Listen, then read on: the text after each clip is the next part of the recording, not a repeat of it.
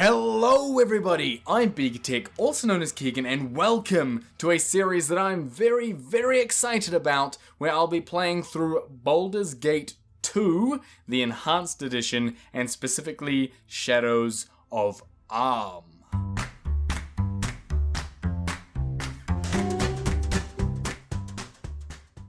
That's right, I've started a new series again, so obviously we just recently started Prison Architect. That would have been probably a couple weeks ago now by the time I'm recording this, and now I'm starting Baldur's Gate 2. Now, precursor, I have never played a Baldur's Gate game. I have not played Baldur's Gate 1, Baldur's Gate 2, I have not played, obviously this is the Enhanced Edition, this is the first time I'm playing it.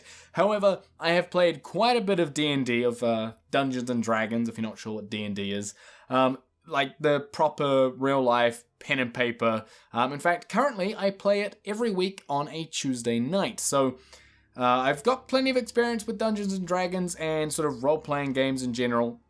And this is a game that I have been wanting to play for a very long time and recently purchased on Steam. So this is literally the very first time I've booted up the game. You're seeing this fresh, live. I've never before seen this, and I'm actually going to go ahead and skip the tutorial and everything and just dive right into it, okay, because I am that excited. So as I said, Shadows of Arm, we're going to do that. I'm going to skip that little intro there because I just want to get straight into it. Obviously, this is... actually, no, you know what? Let's watch this, okay? I'm going to shut up. We can all watch this.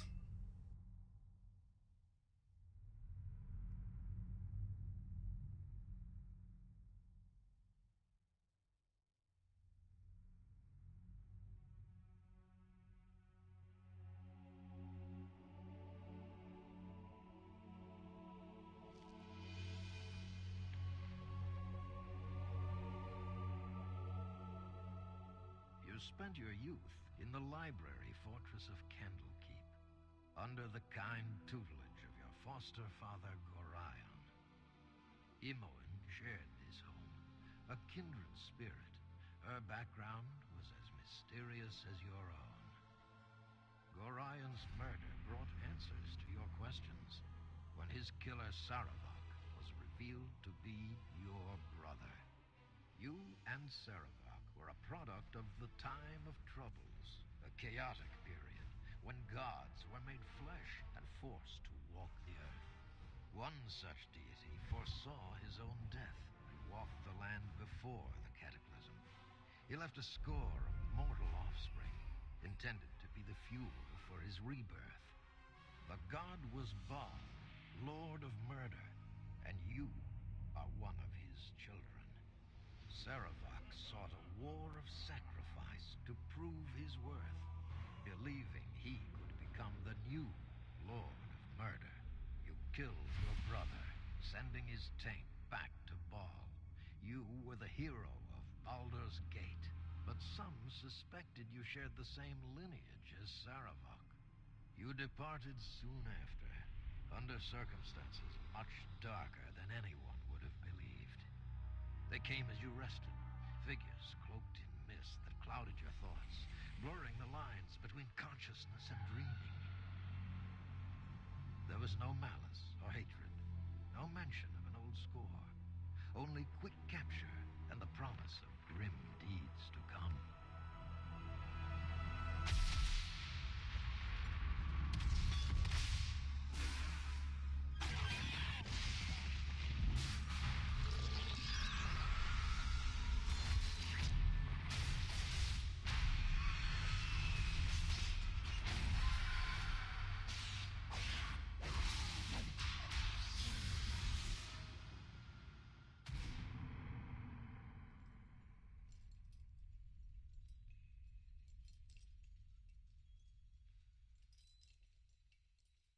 And I'm back. Okay, that was exciting to watch. So, bit of mystery behind me, a bit of mystery in the story about, whether or not I'm a bad guy, things like that. Interesting. But anyway, let's go jump straight into single player, and we'll create a new game, and we'll see what happens. So, gender. I am going to be... I'll go with male, I think, for now. Yeah, I'll stick with male. Why not? And I look like, what do I want to look like? Well, what I want to do is pick a portrait and then sort of base my character off of them. So really, the big question is going to be, am I going to be a wizard or a warrior or, you know, something like that? And am I going to be human or perhaps something else? Going through here, there are a lot of very cool portraits. I was thinking I'm not actually sure what I want to be for now, so I'll go with that for now, okay? Which looks like a stock standard male human warrior, but let's see what options there are, right? So we can obviously be a human, we can be a health. No, that's the next one. This is half elf. This one is just an elf, dwarf, halfling, gnome, and half orc. So I'll just quickly go. I won't go through all the flavor text for all of them. If you want, you feel free to pause the video and look at it yourself, but I'll go through sort of the benefits of each and their traits. So half orc has infravision, gets a +1 to strength and constitution, but -2 to intelligence. Now, if you're not sure what, you know, strength, constitution, intelligence, there'll be wisdom, dexterity, that kind of stuff is, I'll leave some links to some handy references down in the description of this video that you can go off, read up about. But basically, these are your stats, right? And they determine different things you can do, rolls that you make, all that kind of stuff. Basically, strength is pretty simple. Constitution is, in a way, if you think about it, it's kind of like your health and how good you are at absorbing damage. It has quite a direct relationship to your hit points and all that kind of stuff, so there's that. And intelligence is basically how smart you are. But intelligence and wisdom are two different skills, and they sort of affect different things. But again, read the links down below, or leave comments if you want, and I'll sort of help out where I can. Anyway, gnomes get a +2 bonus to saving throws against rod, staff, and wands, and also against spells, with additional bonuses based on constitution. So like I said, constitution is sort of your resiliency kind of thing, how well you can take a bit of a bashing. They also get infravision, +5% to open locks, 10% find traps, 5% move silently, 5% to hide in shadows, plus 10% detect illusion, and +5% set traps. They have +1 intelligence and -1 wisdom. So pretty good there. Lots of bonuses in there. So gnome could be kind of good, but they're probably not going to be as strong as someone like, say, I don't know, a half orc. Halfling down here. What have we got? +2 bonus to saving throws against paralysis, poison, and death. Rod, staff, wand, and verse spells, with additional bonuses based on constitution again. So the same as the gnome, except with the addition of the paralysis, poison, and death. +1 THAC 0 bonus with slings. I actually don't know what that means. I'll be the first to admit, not entirely sure what that means. Maybe I should be doing the reading of those links in the description, and to be honest, I probably will. +5% open locks, +5% find traps, pickpocket, 10% move silently, 15% to hide in shadows, dexterity, +1, strength and wisdom, -1. The dwarves should be kind of cool. +2 bonuses to the same stuff as the halfling, infravision. That's almost identical to halfling. Oh, no, I lie. +10% open locks, 15% find traps, 5% detect illusion, 10% set traps, +1 con, -1 dex, and -2 charisma. Well, that's a bit rough for a dwarf. -2 charisma. God. Charisma, by the way, is your how likable you are, how attractive you are, that kind of stuff. It's your personality and your looks and things like that. 30%, this is a half elf, 30% resistance against charm and sleep magics. You get infravision, 10% pickpockets, 5% hide in shadows. Elf, now this should be pretty good, 90% resistance compared to the 30 of the half elf. Because half elves, well, they're a little bit tainted with human. Ugh, yucky humans. So they get the same +1 bonus with bows, short swords, and long swords. Is that to hit accuracy or something? I feel like that is +1 to hit or something like that. God, it's been a while. Like, I play this every Tuesday, but I actually play Pathfinder, and I don't know. I don't do any range. I should really know what that means. Minus 5% to open locks, plus 5% to pickpocket, plus 5 move silently, plus 10% hide in shadows, plus 1 dex, minus 1 con as my phone goes off. Let me just turn this to silent. Hang on 1 second. Probably something I should have done before I started recording, right? But that's right, I kind of just jumped into this. I was just like, oh my god, that's right, I have this game. And I was like, boom, straight into recording without prepping at all. But very, very excited to play. And humans get no bonuses. But you also read here that they may not multi-class, right? May advance as any class. They can dual class, but they can't multi-class. I'm not actually sure what the difference there is. Again, something I should know, but I don't. I'm tempted to either go as a dwarf or as a half-elf. The question becomes, what kind of character do I want to be? Do I want to be a wizard, a rogue, a ranger, a warrior? I'm really not sure. It'd be kind of tempting to be a ranger, but I don't know. Maybe let's go with dwarf, okay, for now, and then we will pick our class. Now this video, I don't know how. I mean, as you can see, there's a bit to go through here.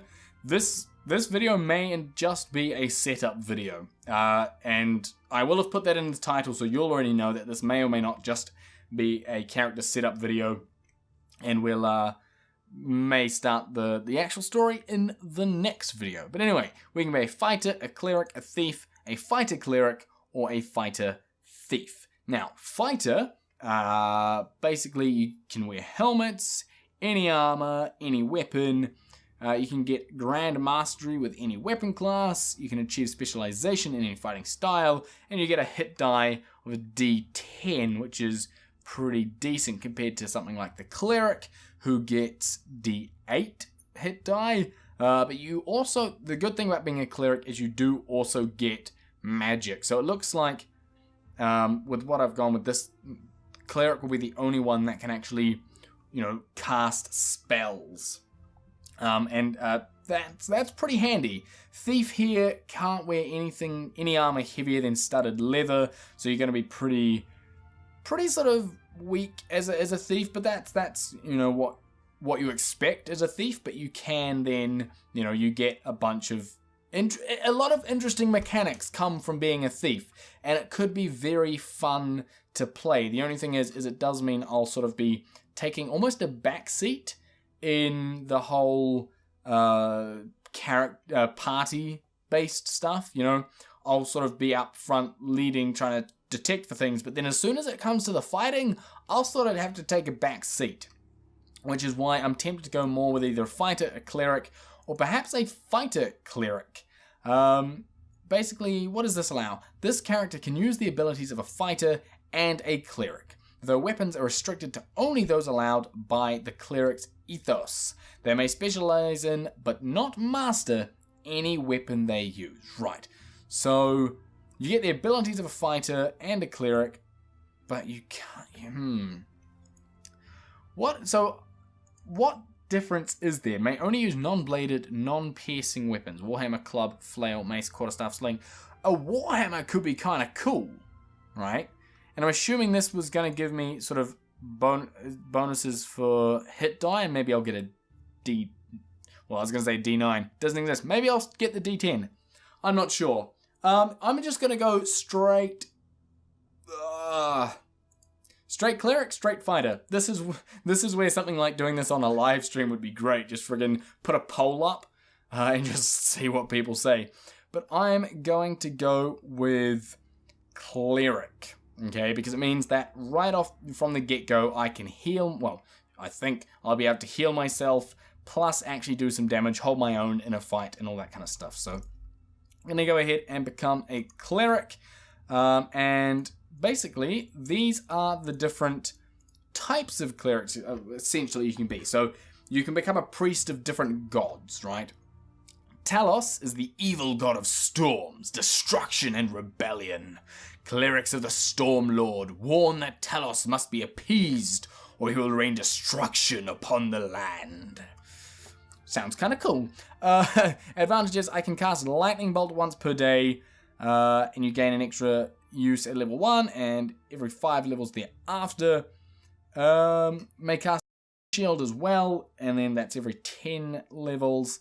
Storm Shield, this spell lasts 1 round per level of the caster. It protects the caster from lightning, fire, cold, and normal missiles. So basically, a bit of a defense there against some magic stuff.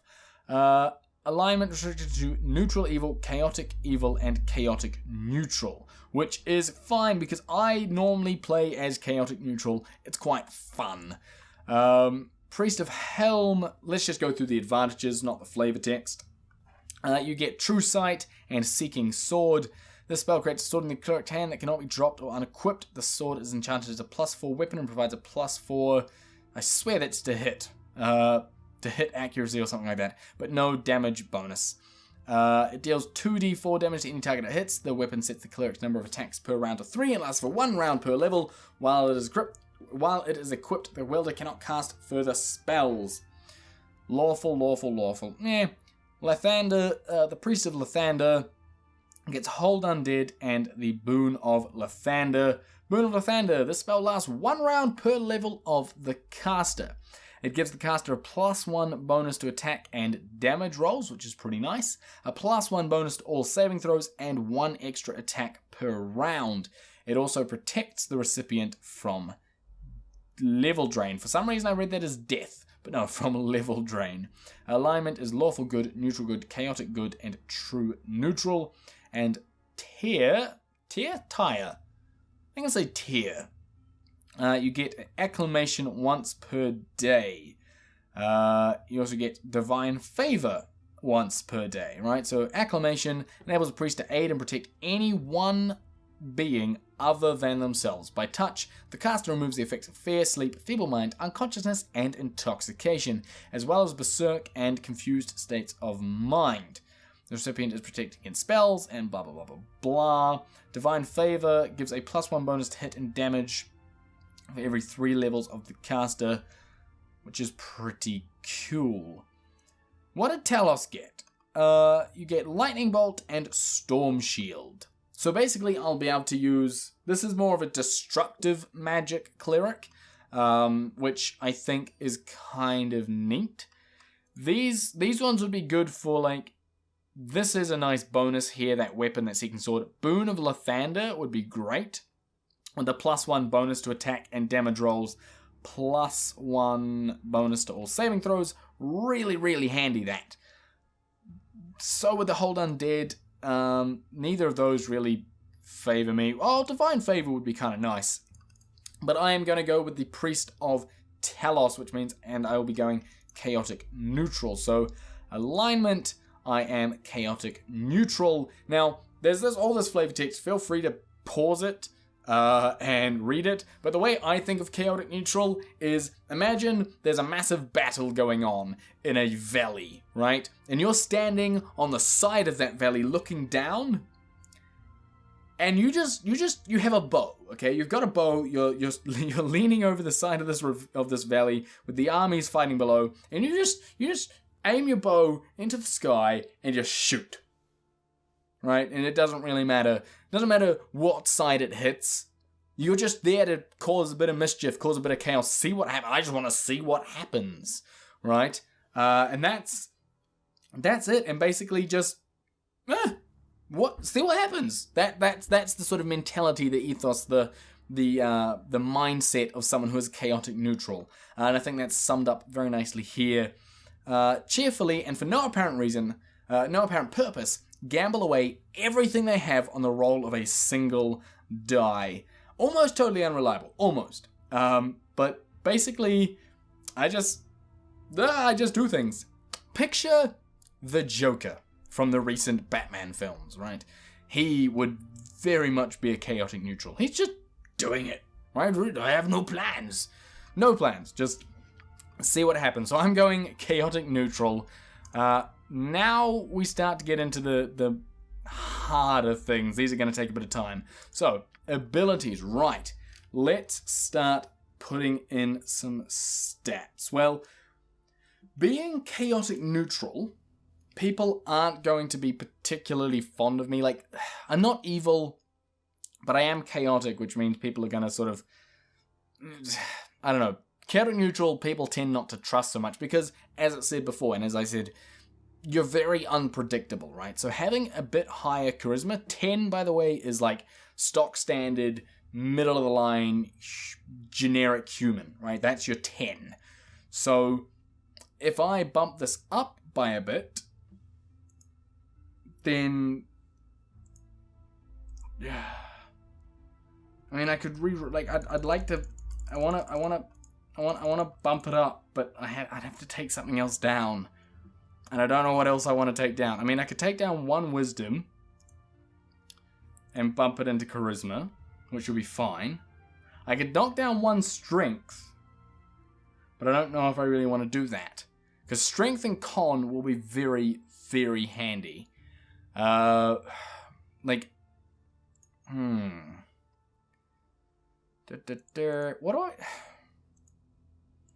do I want? I mean, wisdom is the prime requisite of priests, which I am, right? Intelligence is more for the mage, which is your wizard. So if I knock 2 points off intelligence, put 2 points into wisdom, and knock a point off strength and put it into con. Okay, so we've got nice balanced con and int.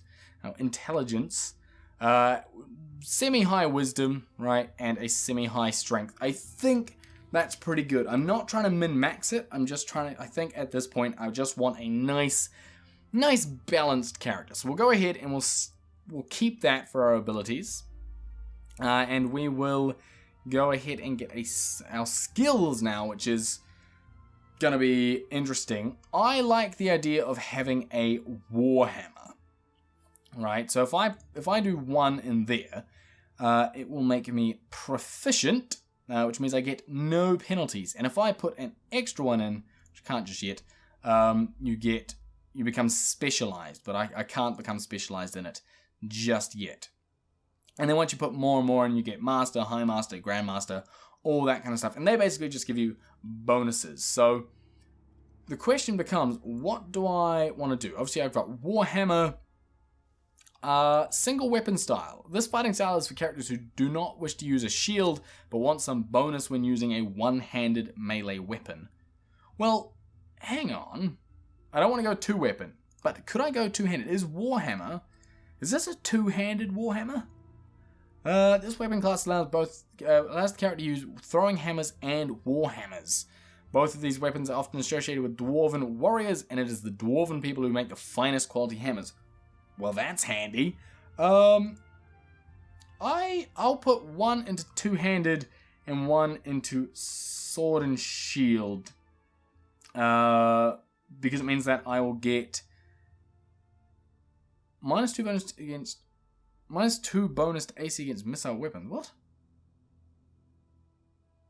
Oh yeah, that'd be kind of good. Or do I want to go single weapon style? Single weapon, 2 weapons, sword and shield. Let's go sword and shield so that I can. Oh no, we'll put a point into mace. Sword and shield. That way I can pick up a shield if I want and will be slightly better off with it, right? Which is nice. Now, I need to memorize some spells. Now I've got 5. First, cure light wounds, right? I'm gonna memorize 2 of those. I also want to get, let's see, Armor of Faith. Basically, what does it do? At first level, the protection is 5%. Receives significant protection against melee and magical attacks. There's a force of energy that absorbs a portion of the damage, right? So, Armor of Faith will absorb 5% of the damage for 3 rounds plus 1 round per level. Could be kind of handy. Detect Evil is a classic priest spell and definitely one that I'm going to be having. Protection from Evil, again, very, very handy. Sanctuary, causes all his opponents to ignore his resistance as if he were invisible. Subject cannot take direct offensive action without breaking the spell, but may use non-attack spells or otherwise act in any way that does not violate the prohibition against offensive action. Which would be really handy, actually. Really, really handy. I'm going to go ahead and get Sanctuary. It can be sort of my last-ditch attempt. Holy crap! Ah! And cast that, which would be nice. Create a magical cudgel that has +1 bonus to its attack roll. Remove fear is kind of good. Protection from evil. If I'm fighting a lot of evil creatures, that would be kind of handy. Sleep for a single round. At the end of the round, the creature awakens and is unharmed. Bless morale of friendly creatures by +1. Furthermore, it raises their attack and damage rolls by +1. The cast, right. 30-foot radius, bless. Bless is always handy to have around, right? So, Detect Evil, Bless, Sanctuary, and a couple Cure Light Wounds. We should be good. I also get level 2 spells. So, what does Aid do? The recipient of the spell gains benefits of a Bless and a special bonus to 1d8 additional hit points. Could be kind of good. Bark Skin. What does it say?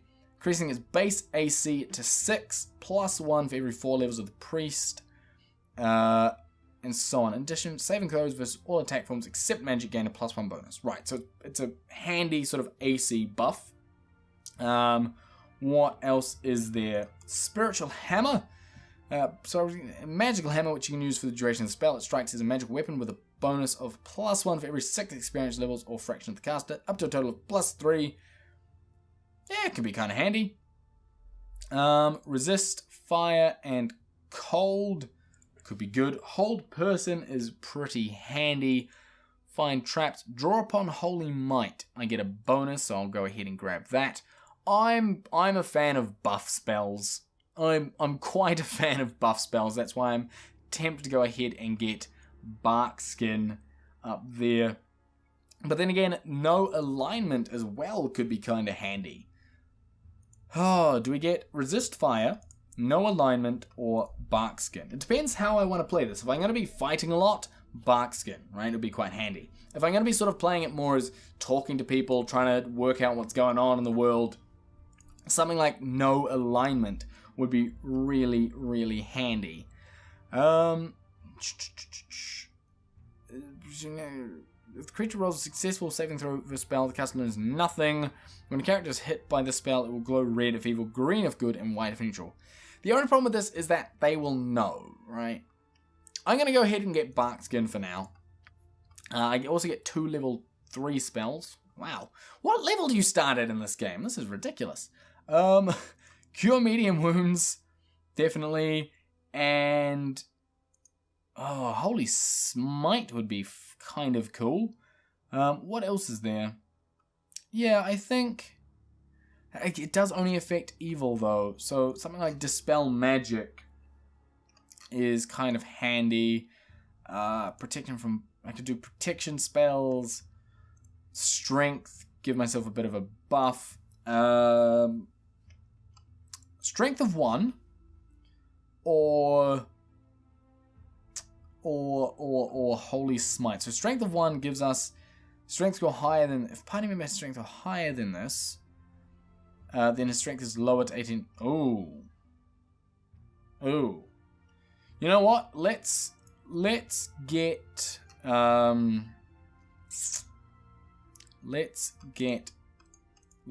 Holy Smite. Any evil creature take 1d4 of damage per level of the caster. But it's only evil.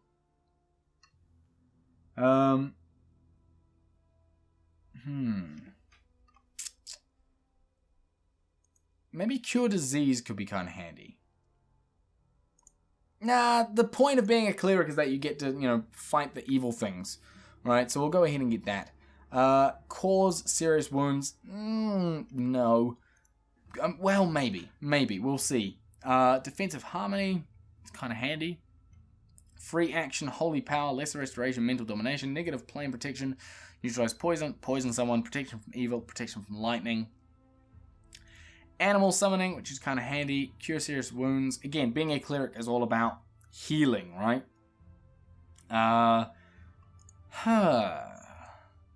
Do I get cure serious wounds or cause serious wounds? Spell inflicts 17 points of damage. The next attack that the priest makes will inflict this effect. However, he only has 2 rounds to make the attack before the spell sizzles. If the priest misses the target, the creature of the spell is wasted. There is no saving throw. You know what? Let's go ahead and do cure serious wounds. Alright. Let's go for quite a healy, buffy kind of cleric. My appearance. Right, so this is what I'm gonna look like, and I have to change this, obviously. Here, my hair is there a nice red? Orange. Yes. Fantastic. And we'll go with I kind of want a bit of a tan. Well, actually, what does our I need to change that. But that's right. We'll go with that skin. The majority of our clothing is also going to be orange. If you're not aware by now, orange is kind of my channel colors. So hence why I'm going with that. That's red. What's the best orange that this game has? That is pretty damn orange. And then we'll accent that with black, if there is a black in here, or maybe a dark blue. That could work. How about we go with that? That seems to work. So we'll go done. And then the sound. What are we going to sound like? Let's do this quick and painful. To battle with no regrets. That one sounds kind of cool. Battle and victory. To battle and victory. To battle and victory. That one there. Male 4. Fantastic. My name is obviously, if I can type in here, Beaker Tech. There we go. And how do I change this? I don't know if I can anymore. I'm not sure. Hang on, did that Beaker Tech? Did I hit back by accident? I may have done. Right, so that's me. Unfortunately, that's what I look like because I don't know a way that I can change it now. Appears I've gone too far. I mean, I could.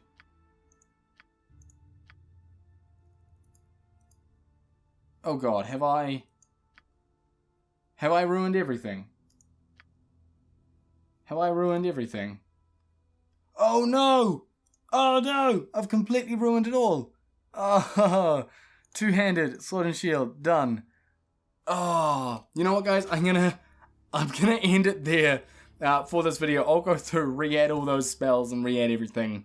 But I'm gonna end it there for this episode. So as I said, character setup only. The next video we'll jump into the story and actually start the game. So thank you very much for watching. I hope you enjoyed it. If you did, then smash that like button. Also, don't forget to hit subscribe. And I'll see you in the next one.